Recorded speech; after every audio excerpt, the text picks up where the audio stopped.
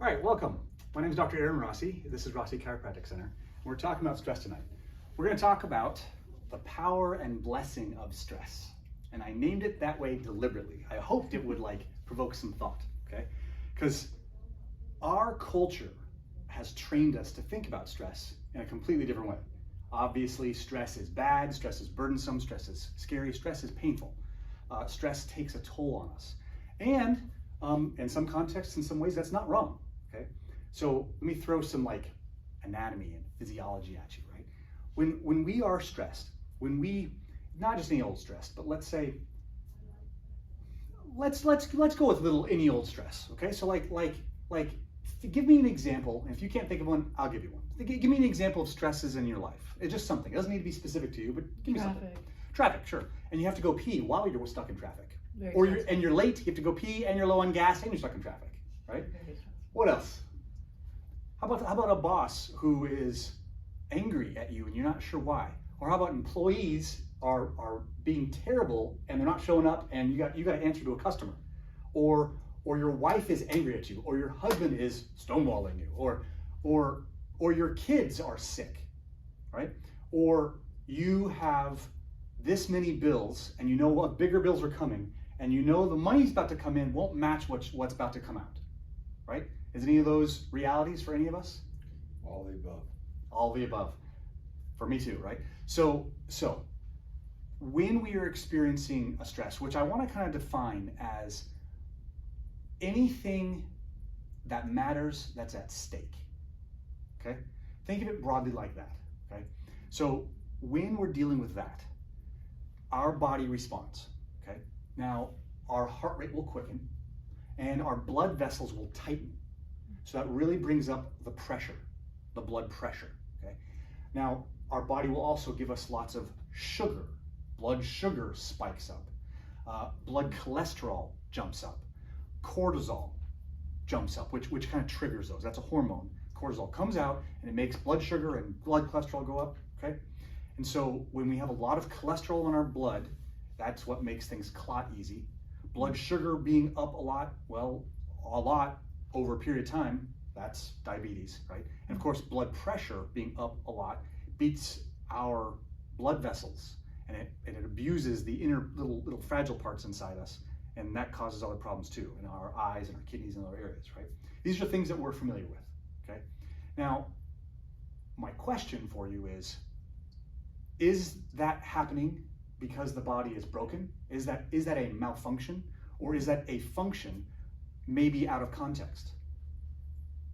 Obviously, you're smelling what I'm cooking, I hope. It is function out of context. Let me explain this. When we are stressed, when we have something at stake, our body needs energy to rise to the occasion, rise to the challenge. So what is energy in our body? Blood sugar.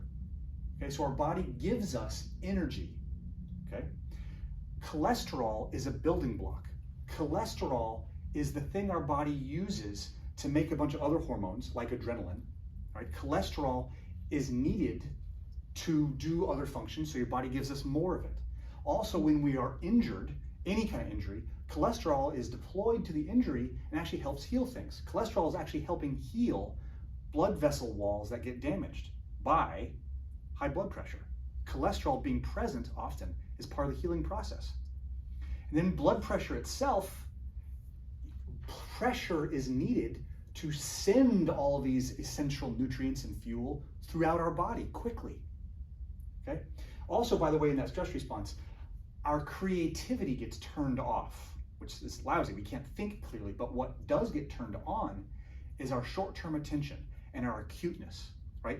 Our peripheral vision will actually narrow, but our eyes are much sharper. We actually pick up on the things in our field of view much quicker and sharper, okay? So we're spotting threats, right? So what we're getting is better focus. What we're losing is creative thought, okay? So there is a trade-off. Our brain diverts its energy to other things, right? Also, your body will take away energy from our digestion.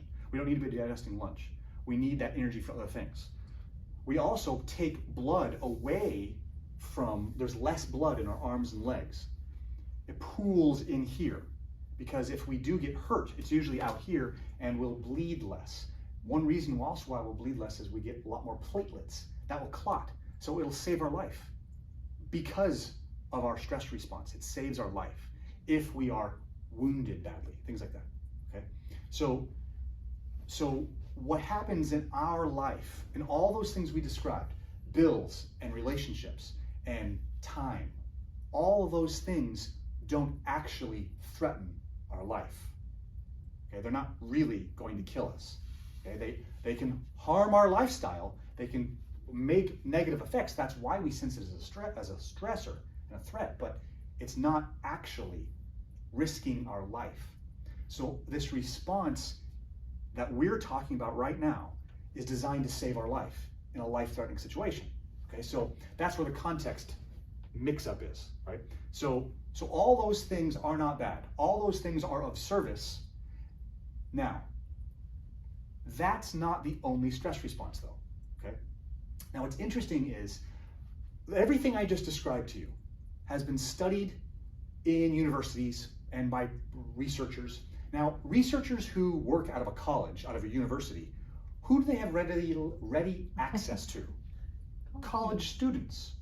College student volunteers, and typically this kind of stuff is studied on young male volunteers, okay? So everything about this fight or flight response that I just described was learned by studying young male college students, okay? Now, do you think an older male may deploy a different strategy? Do you think a female might, of any age, might deploy a different strategy? The answer is yes, okay? You do not handle stresses the same way now as you did when you were 18 or when you were 5. You don't, okay? We'll explain why shortly.